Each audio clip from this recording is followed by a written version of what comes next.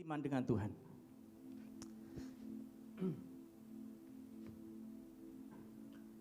Seperti kita tahu kalau kita saat-saat ini memasuki masa Elul, betul ya? Kemarin sudah dijelaskan oleh Pak Kris, panjang lebar tentang Elul, tapi sebenarnya ada satu lagi pengertian tentang Elul. Dimundurin aja. Satu lagi pengertian tentang Elul yang kita harus tahu. Kita tahu kalau huruf Ibrani atau huruf yang dipakai di Israel sana itu mengandung pengertian yang sangat dalam. Elul kalau diakronimkan jadi huruf per huruf, itu kepanjangannya adalah Ani Aldodi Vedodi Li. Artinya apa? My beloved is mine and I am my beloved and my beloved is mine. Jadi aku kepunyaan kekasihku dan kepunyaanku kekasihku. Ini sebenarnya adalah ungkapan yang sering dipakai di pernikahan orang Yahudi. Waktu itu saya ingat Yogi sama Jingjing pas married ya.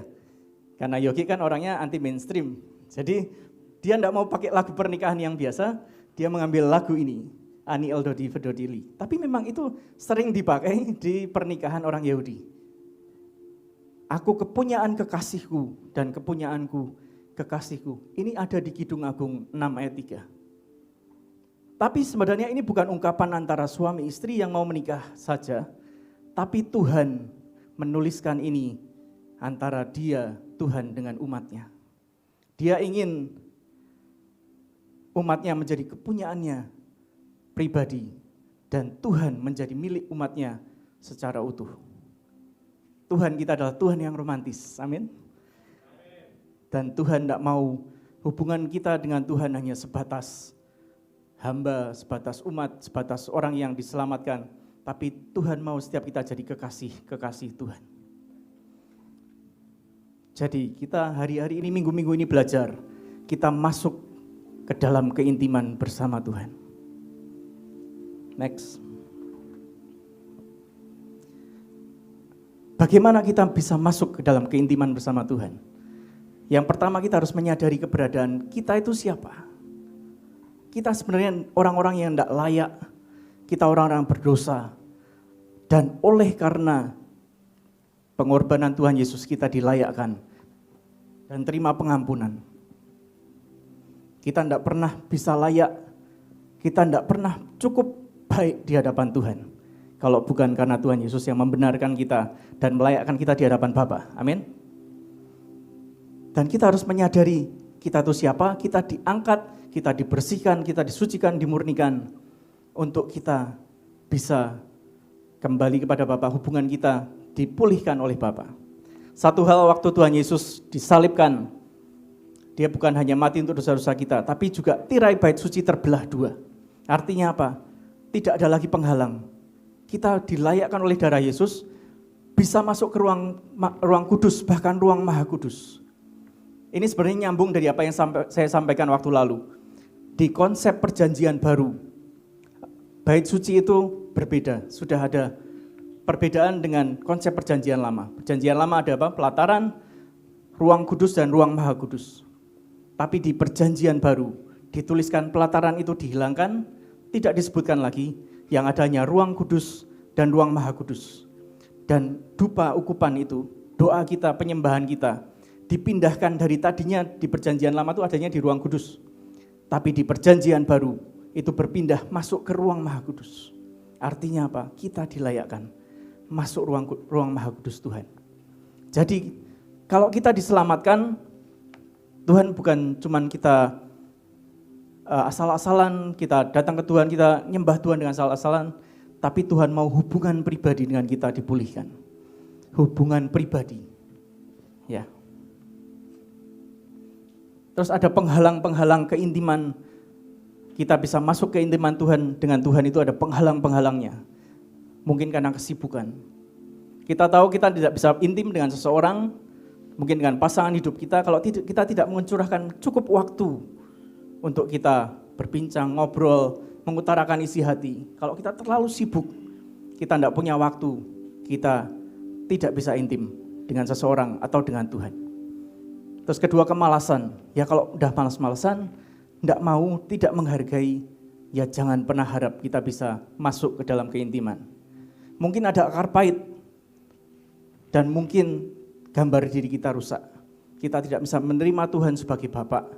Kita tidak bisa menerima Tuhan dan masuk kepada hubungan yang lebih dalam lagi pada Tuhan. Beresi hidup kita. Bu Nani sudah wanti-wanti beresin semuanya sebelum Tuhan datang kembali. Terus yang terakhir, mengutamakan hal-hal jasmaniah daripada yang di dalam. Karena kita harus ingat bahwa Tuhan melihat hati, tapi manusia melihat apa yang di luar saja. Contohnya siapa? Imam Eli. Imam Eli kurang apa? Tiap hari ada di bait suci, betul. Tapi dia tidak pernah mendengar suara Tuhan. Dia tidak pernah kenal Tuhan secara pribadi. Padahal dia diangkat sebagai imam. Tiap hari ada di bait suci. Tapi kemudian Samuel yang mendengar suara Tuhan dan dipimpin Tuhan seumur hidupnya. Itu adalah hambatan kita bisa masuk kepada keintiman bersama Tuhan. Beresi itu dalam hidup kita dan masuk kepada keintiman bersama Tuhan. Wahyu 3 ayat 8 menuliskan, aku tahu segala pekerjaanmu, lihatlah, aku telah membuka pintu bagimu yang tidak dapat ditutup oleh seorang pun. Aku tahu bahwa kekuatanmu tidak seberapa. Namun engkau menuruti firmanku dan engkau tidak menyangkal namaku. Kita sebaik-baiknya kita, sebagaimanapun kita berusaha, Tuhan tahu kita tuh kekuatannya tidak seberapa. Makanya kalau kita malas minta sama Tuhan, Tuhan tolongi aku, Tuhan beri kemauan, beri aku tekad untuk aku masuk kepada keintiman bersama Tuhan.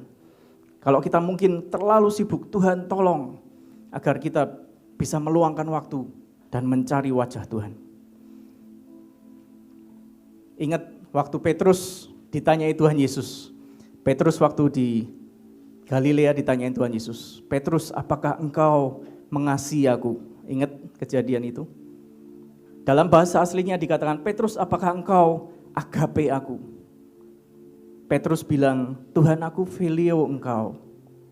Agape berarti Petrus, apakah engkau mengasihi aku dengan sepenuh hati tanpa syarat? Tapi Petrus cuma menjawab, Tuhan, aku juga mengasihi engkau, tapi aku kadarnya cuma filio. Aku cuma mengasihi engkau sebagai kasih persaudaraan. Tuhan Yesus berkata kedua kalinya, Petrus, apakah engkau agape aku? Petrus yang kedua kali menjawab, Tuhan, aku filio engkau, aku mengasihi engkau, tapi aku belum bisa dengan agape. Kadar kasihku hanya filio. Dan yang ketiga Tuhan Yesus berkata, Petrus, apakah engkau filio aku? Ya Tuhan, aku filio filio padamu. Tapi Petrus menangis. Di pertanyaan yang ketiga Tuhan Yesus menurunkan standarnya. Ya sudah nak, kalau engkau cuma baru bisa mengasihi aku dengan kasih filio, ya sudah. Tapi Tuhan Yesus berharap suatu saat rasul yang dipilihnya sendiri dari 12 rasul suatu saat akan mengasihi Tuhan dengan agape. Dan saat ini kalau Tuhan Yesus bertanya kepada kita, mungkin Pak Hono, apakah engkau agape kepada Tuhan? Apa jawabmu? Mungkin kalau Pak Budi, apakah engkau agape kepadaku, kepada Tuhan? Apakah jawab yang kau akan berikan padanya? Apakah kita sudah bisa mengasihi Tuhan dengan agape?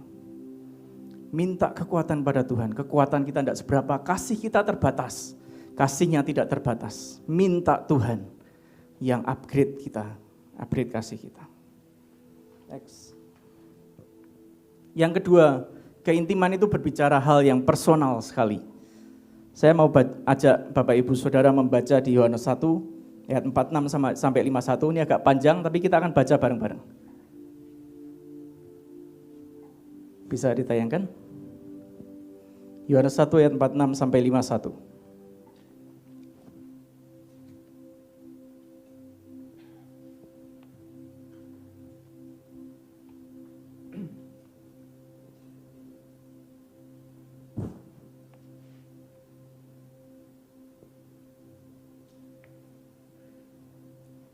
Ya, Saya bacakan ayat yang genap, Bapak Ibu Saudara baca yang ganjil ya.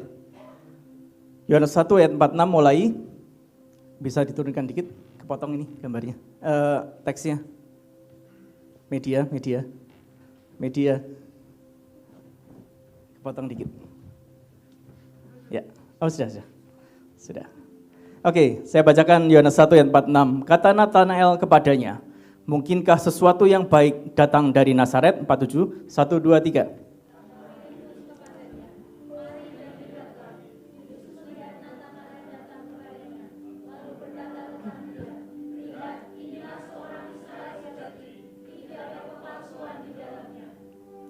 Kata Natanael kepadanya, bagaimana engkau mengenal aku?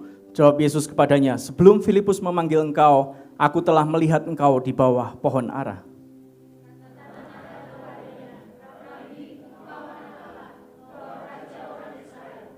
Yesus menjawab katanya, karena aku berkata kepadamu, aku melihat engkau di bawah pohon ara, maka engkau percaya? Engkau akan melihat hal-hal yang lebih besar daripada itu.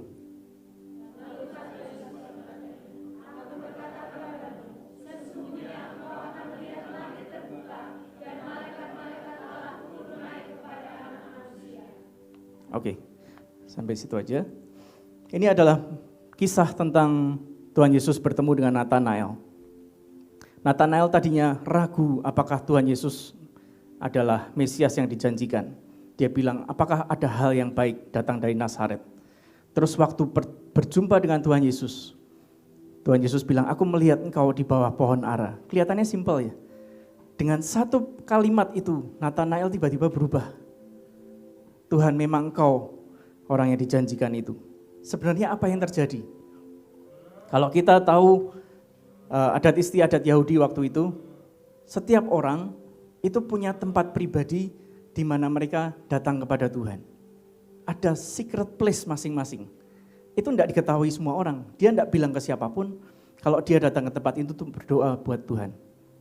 Jadi Natanael rupanya dia memilih, dia datang kepada Tuhan dan mencari Tuhan di bawah pohon ara. Itu secret place-nya dia untuk dia bisa berjumpa dengan Tuhan. Bisa menaikkan doanya. Dan Tuhan Yesus yang adalah Tuhan, dia tahu kebiasaan Natanael datang ke bawah pohon ara dan menaikkan doa-doanya. Jadi Natanael waktu disebutkan, aku melihat engkau di bawah pohon ara. Natanael kan kaget. Loh, itu kan tempat secret place-ku dengan Tuhan dan tidak ada seorang pun yang tahu kalau bukan engkau Tuhan sendiri. Dan disitulah ia percaya kepada Tuhan Yesus. Nah, kita pun juga, apakah kita punya secret place dengan Tuhan ataupun waktu-waktu tertentu yang kita khususkan untuk kita menyembah Tuhan, untuk berdoa kepada Tuhan. Kita perlu itu, Bapak Ibu Saudara. Saya sendiri di rumah kita punya satu ruang yang kita khususkan untuk jadi ruang doa. Saya taruh keyboard di situ, ada tabut di situ. Dan waktu-waktu tertentu ataupun setiap kali ada dorongan, saya masuk ruang itu, tutup pintu dan saya nyembah. Meskipun tidak bisa kenceng-kenceng, karena ternyata ruang doa kita itu bersebelahan dengan kamar tetangga. Jadi waktu itu tiba-tiba ada WA, Koh tolong ya, kok jam 5 pagi jangan teriak-teriak, jangan nyanyi-nyanyi jam 5 pagi. Terus, Koh tolong ya jam 10 malam, tolong dikecilin suaranya gitu. Jadi saya hanya bisa sekarang main keyboard dan menyanyi dengan lirih di ruang doa kami. Tapi ya enggak apa-apa lah. Itu adalah hubungan pribadi saya dengan Tuhan. Tetangga enggak perlu tahu. Tapi saya menikmati saat-saat saya bersama Tuhan hanya berdua. Saya setiap kali main di sini saya enjoy sih. Tapi saya jauh lebih enjoy saat saya sendirian bersama Tuhan. Di sini kan sudah pikirannya banyak ya, nunggu kode WL, terus ngasih kode yang lain, terus pikirannya banyak. Tapi saat saya berdua dengan Tuhan, saya lepas aja. Mau main apa terserah, terus Tuhan airin apa terserah. Jadi itu saat-saat yang saya hargai, saya value dalam hidup saya. Dan saya dorong Bapak Ibu Saudara, mari punya saat teduh di rumah, punya saat-saat intim bersama Tuhan. Ya, kalau kita lagi ibadah ombyoan seperti ini, ya itu bagus. Tapi di rumah pun, mari kita punya saat teduh bersama Tuhan. Oke, lanjut yang ketiga. Keintiman berarti percaya dan dapat dipercaya. Ini juga nyambung dari apa yang saya sampaikan waktu lalu tentang trust dan belief. Apakah kita bisa trust Tuhan dan mempercayakan hidup kita sepenuhnya kepada Tuhan? Dan apakah kita juga bisa dipercayai oleh Tuhan? Dipercayakan hal yang besar oleh Tuhan? Apakah kita bisa trust and be trusted oleh Tuhan? Saya bacakan dari, saya lupa naruh, ini ada. Dan sementara ia di Yerusalem selama hari raya Paskah, ini di Matius, banyak orang percaya dalam namanya karena mereka telah melihat tanda-tanda yang diadakannya. Tetapi Yesus sendiri tidak mempercayakan dirinya kepada mereka karena ia mengenal mereka semua. Ingat kemarin, orang-orang banyak percaya dalam namanya karena mereka melihat tanda. Percaya di sini apa? Believe atau trust? Mereka believe kepada Tuhan karena mujizat dan tanda yang dilakukannya. Tapi kalau mereka selama mereka belum percaya kepada Tuhan dengan trust, mempercayakan hidup mereka dan jalan dengan Tuhan, Tuhan pun tidak bisa mempercayakan dirinya kepada mereka. Kalau mereka hanya sekedar believe, orang ini nabi yang ajaib, bisa menyembuhkan orang, dan hanya sekedar believe, Tuhan belum bisa mempercayakan kepada mereka pribadinya. Jadi mari kita percayakan hidup kita, trust hidup kita kepada Tuhan, dan suatu saat Tuhan akan percayakan banyak hal yang ajaib dalam hidup kita. Oke, next, yang keempat. Apa arti keintiman yang keempat? Yang keempat, keintiman berarti membuang keakuan, meleburkan keakuan kepada orang yang kita kasih. Kita sebagai manusia banyak keinginan ya. Aku ingin begini, aku ingin begitu, ingin ini, itu banyak sekali. Pernah dengar lagunya? Ya. Tapi saat saya sendiri ngalami secara pribadi, saat saya semakin dekat dengan Tuhan, saya semakin tidak pengen apa-apa tuh. Sampai kemarin ada 2 hamba Tuhan, saya baru dengar kedua kalinya kemarin waktu Pastor Luther. Jadi pertama Pak Budi Adipatra, waktu itu menubuatkan kami berdua, dia bilang begini, mintalah kepadaku, karena kamu belum pernah minta apapun kepadaku. Dan kemarin diulang lagi Pastor Luther, waktu Zoom juga bilang gitu, minta kepadaku dan aku akan memberikan padamu, karena engkau selama ini belum pernah minta kepadaku. Saya tuh terus ngomong sama istri tau, malamnya kita ngobrol, kita tuh terus minta apa ya? Aku enggak pengen apa-apa tuh, rumah ya cukup, terus mobil ya cukup, terus apa ya, minta apa ya? Terus kita berdua sepakat, ya wis kita tanya Roh Kudus, apa yang paling kita perlukan, apa yang kita paling butuhkan, dan kita butuh apa untuk kita bisa melakukan apa yang Tuhan suruhkan dalam hidup kita. Dan akhirnya saya juga masuk kamar doa sendiri, dan Tuhan Roh Kudus bilang, nak minta hikmat kepada bapakmu, minta hikmat nak. Dan saya berdoa, Tuhan aku minta hikmat. Dan sudah, itu permintaan saya di hadapan Tuhan. Saya heran kalau mungkin hamba-hamba Tuhan yang dipanggil dalam pelayanan pekerjaan Tuhan, terus mereka masih menikmati kadang ya mobil mewah, jam mewah, ya enggak salah sih. Terus rumah mewah dan aset-aset dan lain. Tapi bukan itu sebenarnya. Semakin seorang dekat dengan Tuhan, kenal pribadi Tuhan, yang dia ingin itu sebenarnya Tuhan tok. Dan sudah keinginan akan dunia, ya musuh Tuhan apa toh? Mamon. Satu-satunya musuh Tuhan itu mamon. Harusnya kalau orang semakin dekat dengan Tuhan, dia semakin tidak mengingini itu. Dan hanya mengingini melakukan kehendak Bapa dalam hidupnya. Paulus menuliskan, karena bagiku hidup adalah Kristus dan mati adalah keuntungan.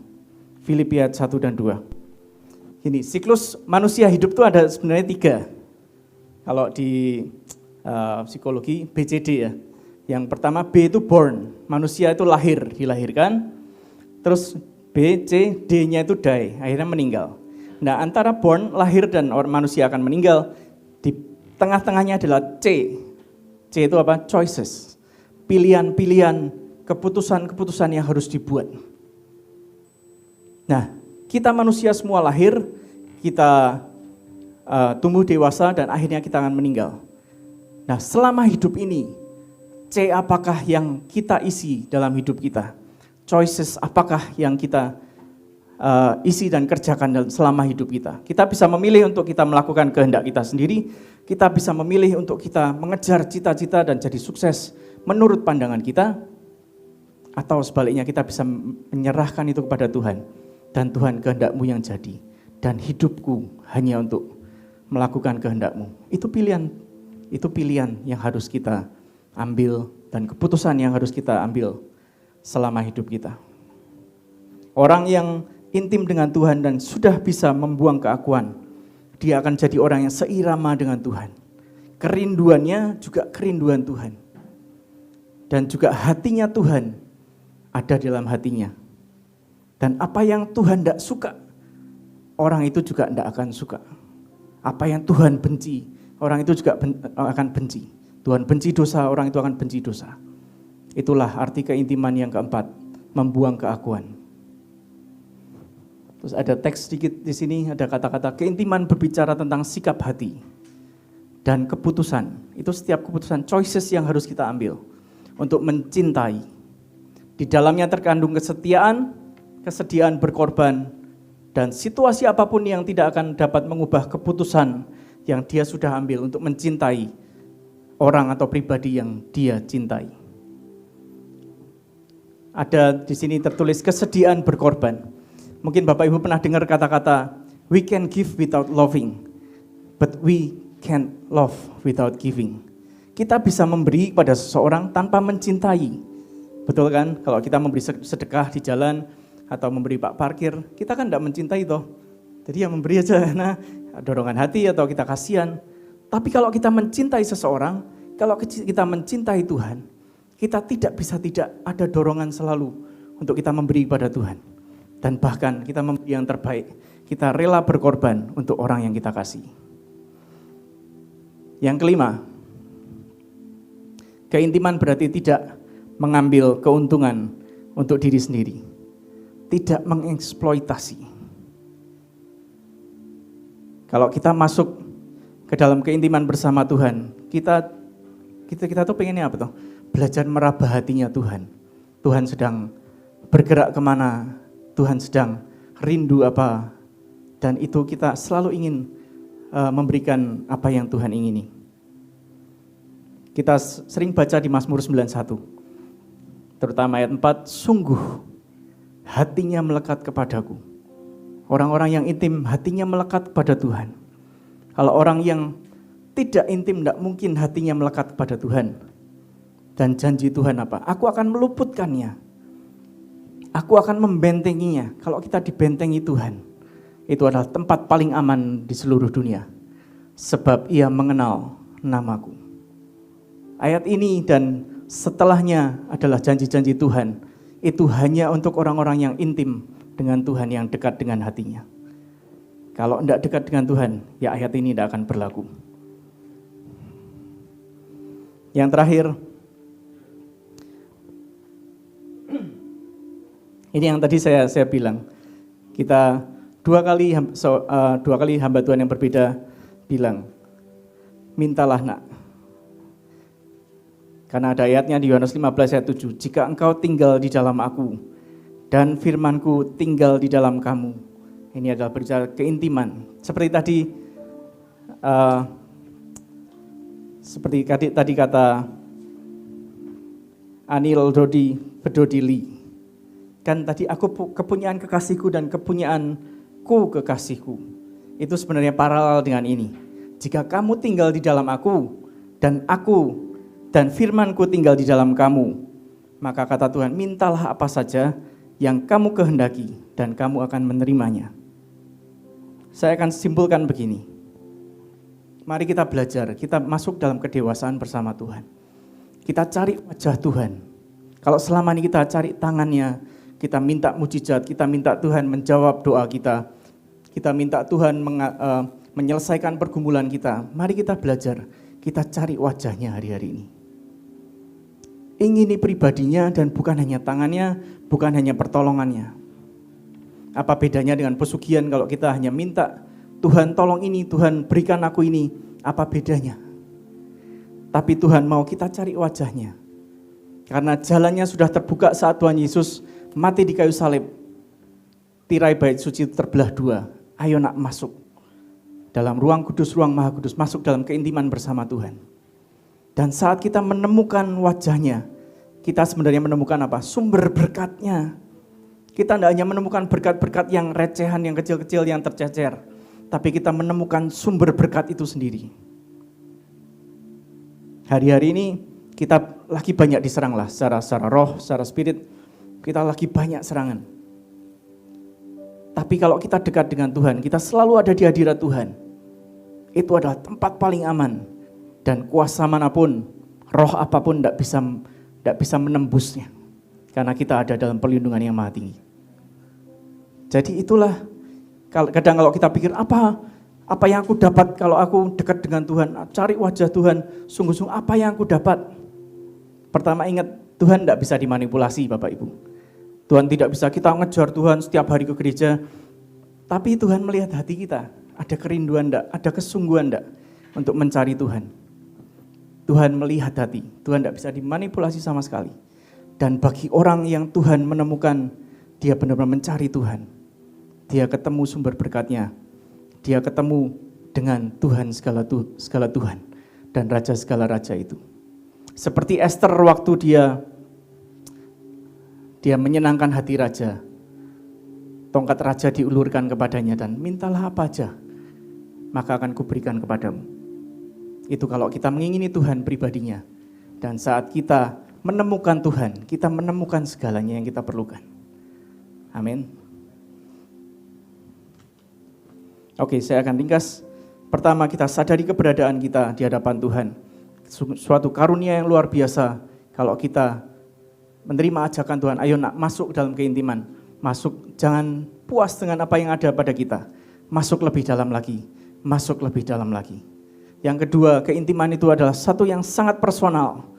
Saya tidak bisa memaksakan, kalau kamu mau intim dengan Tuhan, kamu harus nyembah Tuhan sehari 5 jam. Itu tidak bisa dipaksakan ke orang lain. Itu adalah personal antara engkau dengan Tuhan. Mungkin ada sebagian orang, saya bisa intim dengan Tuhan kalau saya puasa Esther atau puasa 40 hari. Itu tidak bisa dipaksakan ke orang lain. Karena itu adalah personal dia dengan Tuhan. Tapi temukan apa yang personal engkau bisa berikan kepada Tuhan. Dan itu menjadi your secret place, your secret moment bersama Tuhan. Yang ketiga, keintiman berbicara, apakah kita bisa mempercayai trust Tuhan dan kita can be trusted oleh Tuhan sendiri. Yang keempat, kita melebur keakuan kita sampai hanya kehendak Tuhan yang jadi dan kerinduan hati Tuhan yang kita lakukan. Yang kelima, keintiman berbicara, kita tidak mau mencari keuntungan untuk diri sendiri, kita tidak bisa memanipulasi Tuhan, mengeksploitasi Tuhan. Kita tidak menjual karunia untuk keuntungan kita sendiri. Kita tidak mengatasnamakan Tuhan untuk sebenarnya keinginan kita. Jadi hati-hati, kadang kalau kita kan sering sudah terbiasa Tuhan bilang gitu ya. Bagi yang ya ada yang orang-orang dikaruniai kepekaan untuk mendengar suara Tuhan, tapi juga harus punya karunia membedakan roh. Karena kadang ya bisa dari pikiran sendiri, hati sendiri, atau dari si jahat, dan memang yang dari Tuhan. Selalu minta kemurnian yang dari Tuhan, agar kalau engkau bilang, Tuhan bilang, itu benar-benar yang Tuhan yang bilang. Jadi bukan latah, karena sekarang banyak hamba Tuhan yang latah Tuhan bilang, tapi itu dipertanggungjawabkan di hadapan Tuhan.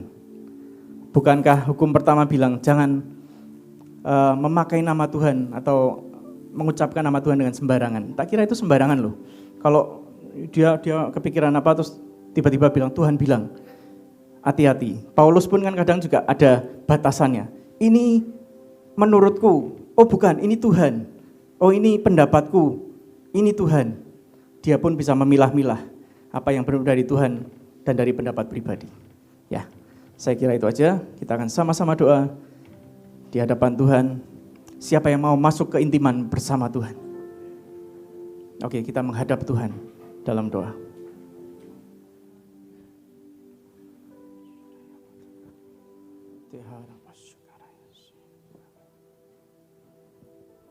Tuhan, kami mengucap syukur Tuhan. Tuhan bawa kami dari waktu ke waktu. Tuhan membawa kami lebih dalam lagi.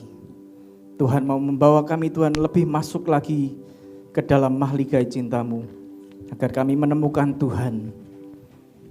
Dan Tuhan kami berdoa, biarlah setiap kami mengingini itu Tuhan lebih dari segalanya, untuk mengenal pribadi-Mu, mencari wajah-Mu, sampai suatu saat kami menemukan Kau secara pribadi. Tuhan, kami punya banyak keinginan, kami punya banyak doa, permohonan, pergumulan hidup. Tapi kami tahu kami tidak mau terus mencari tangan-Mu. Dan biarlah Tuhan kami diberikan kedewasaan untuk kami mencari wajah-Mu. Karena saat kami menemukan Kau secara pribadi, kami akan mendapat semua yang kami butuhkan, semua yang kami inginkan. Bahkan Tuhan memberikan kami jauh melebihi dari apa yang kami dapat pikirkan dan yang dapat timbul dalam hati kami. Terus bawa gereja-Mu Tuhan masuk ke dalam dimensi keintiman bersama Engkau. Kami tidak mau menyembah Tuhan hanya semata kaki. Kami tidak mau masuk hadirat-Mu hanya selutut, tidak mau hanya sepinggang, tidak mau hanya sedada, seleher. Tapi kami mau tenggelam dalam hadirat-Mu senantiasa. Mari Tuhan, ini hidup kami, ini mezbah hidup kami.